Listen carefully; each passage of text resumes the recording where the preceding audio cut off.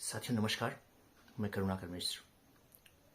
साथियों, आज की वीडियो में हम बात करेंगे लॉग यागी एंटीना की। साथियों, इस विषय पर वीडियो बनाने के लिए मुझे नीरज दुहान जी ने कहा था। तो नीरज दुहान जी, ये वीडियो आपके लिए है। सबसे पहले तो हम ये जान लें कि लॉग यागी एंटीना होता क्या है। दरअसल लॉग यागी एंटीना दो तरीके के एंटीना सिद्धांतों, जिसको LPDA यानी कि log periodic dipole array antenna और यागी उडा एंटीना के सिद्धांतों को मिलाकर बनाया जाता है, जिससे इसमें दोनों एंटीना के गुण विद्यमान होते हैं। तो ये जाने कि ये दोनों एंटीना यानी कि यागी उडा एंटीना और लॉग पीरियाडिक एंटीना ये अलग कैसे होते हैं।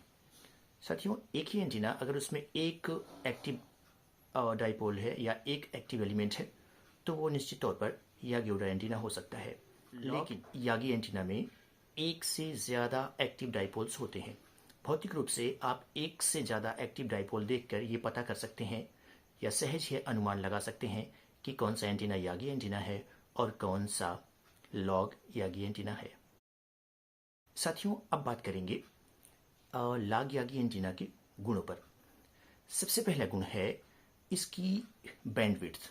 साथियों, जैसा हम जानते हैं कि दुनिया के अलग अलग क्षेत्रों में FM की जो रेंज है वो अलग अलग है। मसलन हमारे यहाँ ये करीब 88 मेगाहर्ट्ज़ से 108 मेगाहर्ट्ज़ तक के लिए है। जब हम यागी उडा एंटीना बनाते हैं तो उसमें हम कोई बीच की फ्रीक्वेंसी लेते हैं और उसी के लिए एंटीना को ट्यून करते हैं। बाकी फ्रीक्वेंसीज उसके आसपास होने के नाते कवर हो जाती हैं।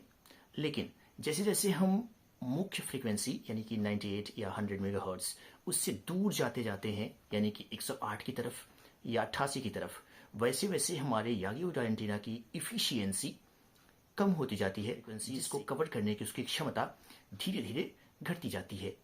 इसी घटती हुई क्षमता को कवर करने के लिए, कंपेंसेट करने के लिए जो एक उपाय है वो है लॉग यागी एंटीना।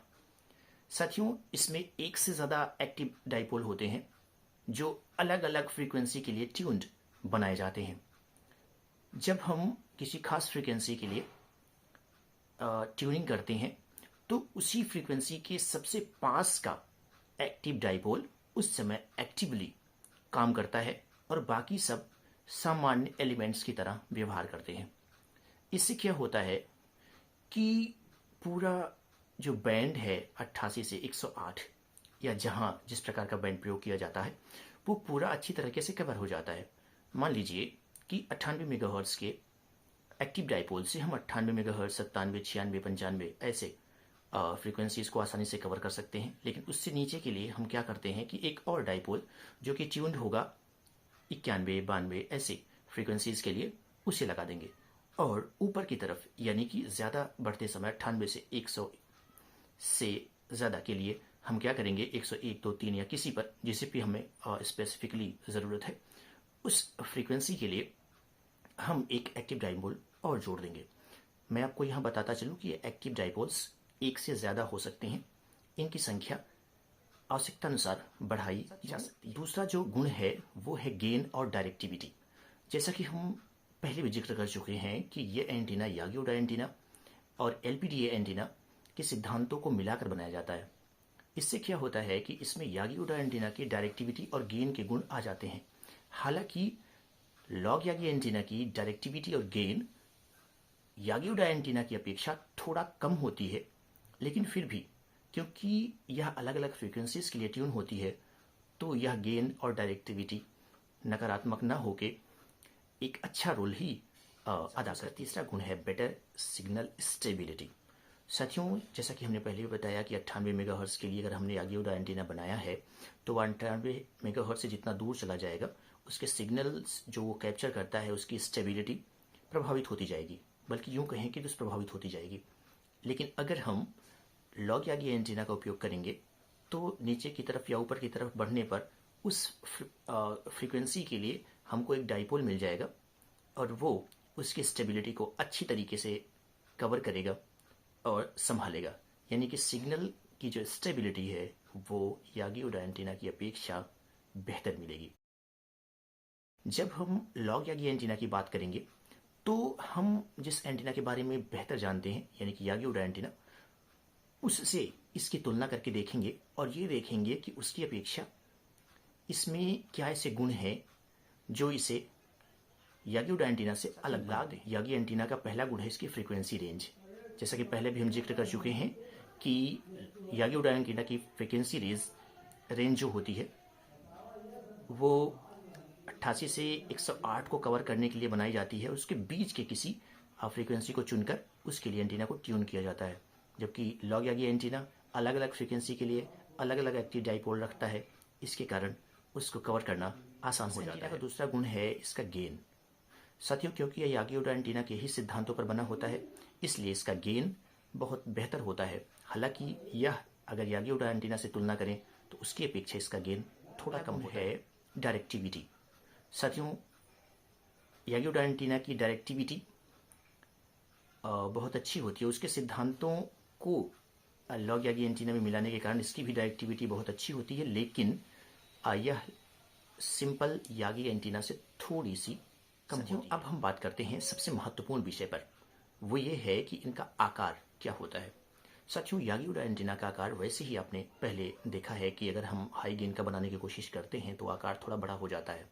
जैसा कि हम एक 12 फीट के बूम पर एक यागी उडा एंटीना बनाकर देख चुके हैं जो 15 एलिमेंट्स का था, और उसका आकार वैसे ही बहुत बल्कि लगता है।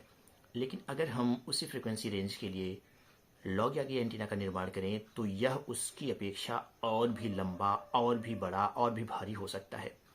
यानी कि लॉग यागी एंटीना का आकार सेम गेन के लिए ही यागी उडा एंटीना की अपेक्षा बड़ा हो जाएगा। साथ ही इसमें अलग अलग एक्टिव डाइपोल बनाने की ज़रूरत होती है, जिससे इसको बनाना भी इतना आसान नहीं रह जाता, और इसको बनाने के लिए विशेष उपकरणों की भी आवश्यकता आपको पड़ सकती है, जबकि इसकी अपेक्षा सिंपल यागी उडा एंटीना को बनाना ज़्यादा आसान है। साथियों, अब बात करते हैं कि हमारा लॉग यागी एंटीना किन के लिए है। साथियों, जैसा कि मैंने बताया कि यह सूक्ष्म सिग्नल्स को रिसीव करने के लिए बनाया जाता है। तो सबसे पहला तो यह है सीरियस डीएक्सएस के लिए। अगर आप सीरियस डीएक्सर हैं तो आपको इस एंटीना को ज़रूर आजमाना चाहिए। इसके अलावा एक खास दिशा के ही अगर हमको सिग्नल चाहिए और ज़्यादा इफ़िशियंसी के साथ चाहिए तो भी हम इस एंटीना का उपयोग कर सकते हैं। जैसा मैंने पहले भी इस वीडियो में जिक्र किया कि अलग अलग उनमें एफएम की रेंज अलग अलग होती है। अगर यह रेंज बहुत लंबी है तो आप साधारण यागी उडा एंटीना से इसको कवर नहीं कर सकते, और आपको इसके लिए एक लॉग यागी एंटीना ही बनाना पड़ेगा। जहाँ पर एफएम के सिग्नल बहुत कमज़ोर मिलते हैं वहाँ भी यह एंटीना बहुत प्रभावी है, और इससे बहुत कमज़ोर सिग्नल्स को भी अच्छी तरीके से कैप्चर किया जा सकता है। एक एंटीना एंथुजियास्ट हैं, आपको अलग अलग तरीके के एंटीना बनाना, उनका उपयोग करना अच्छा लगता है, तो आपको लॉग यागी एंटीना बनाकर ज़रूर देखना चाहिए। अंत में इस एंटीना पर मेरा वर्डिक्ट। साथियों, अगर आप साधारण रेडियो लिसनर हैं और आप कोई बहुत ऐसी जगह नहीं रहते जहां सिग्नल्स बिल्कुल नहीं मिलते, या बहुत सीरियस डीएक्सर नहीं है, एंटीना एंथुजियास्ट नहीं है, तो आप यागी उडा एंटीना बनाकर उसका इस्तेमाल करके एफएम का आनंद ले सकते हैं। लेकिन अगर जैसा मैंने ऊपर बताया इन चीज़ों में आप जैसे आप बड़े सीरियस डीएक्सर हैं, आपके यहाँ सिग्नल कमज़ोर आते हैं और आप एंटीना एंथुजियास्ट हैं, तो आपको लॉग यागी एंटीना बनाना चाहिए।